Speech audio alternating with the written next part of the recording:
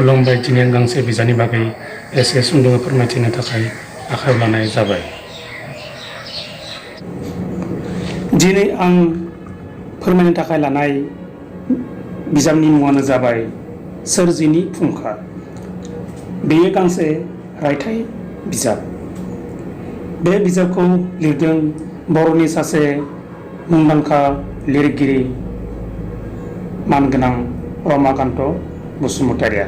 बिथाङा सासे बर'नि गागि लिरगिरि।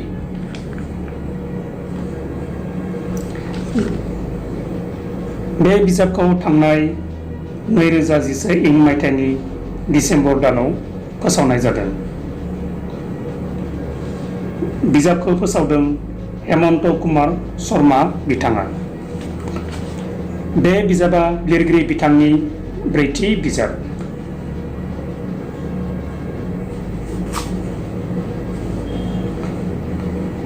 बे सोरजिनि फुंखा रायथाइ बिजाबाव गासै 16 रायथाइफोर दं। सेथियाव राष्ट्रीय कवि समार'ह 2007 आरो आंनि मोन्दांथि। नैथियाव खन्थाइगिरि बिजय बाग्लारि। थामथियाव इटानगराव आंनि 7 सान दावबायनाय। ब्रैथियाव बोहैथि समनि बांसिन बर' लिरगिरिनि लिरबिदांफोरानो समनि जाथाय दाहारखौ हमथानानै लाखिनो हायाखै। बाथियाव आंनि कलकाता दावबायनाय। दथियाव मधुराम बर'नि जिउ खौरां आरो बर' थुनलाइयाव बिनि बिहोमा। स्निथियाव बृहस्पति बर'नि देंखो बिदांनि सायाव मोनसे नोजोर। दाइनथियाव बड'फा उपेन्द्रनाथ ब्रह्मनि जिउ आरो सानस्रि। गुथियाव मलया बसुमतारिनि खन्थाइनि सायाव मोनसे नोजोर। जिथियाव साम्बादिक चिन बसुमतारि। जिसेथियाव खोमसि हाखरनि सिङाव दावसिन नोजोर। जिनैथियाव बाथौ धोरोमनि गुमुर।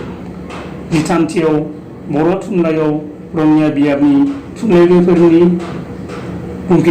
थुनलाइगिरिफोरनि बिहोमा। 1927-2001। 14थियाव साहित्य एकाडेमिया पुनेयाव खुंनाय लिरगिरि जथुम्मानि गोदै बिसम्बि।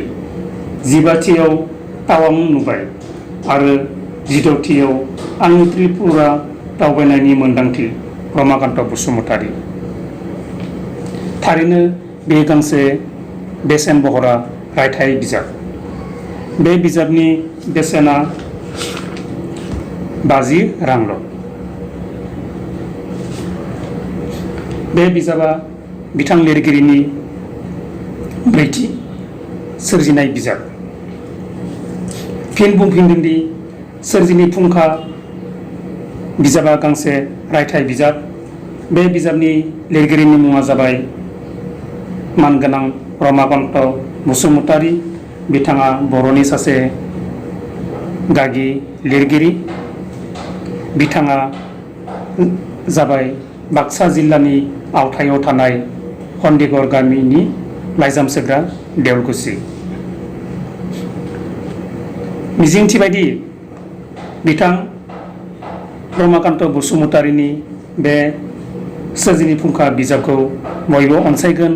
अनसायनानै बिथांखौ आरोबाव गोदान बिजाब सोरजिनायाव थुलुंगाखांहोगोन। जोबथियाव बयनिसिमबो आंनि फारसेथिंनिफ्राय गुरै खावलायहरनायदि फै जों बयबो बिजाब फरायनायनि मोनसे जांख्रिथाय लाबोनि। बर' थुनलाइ जौगाथों।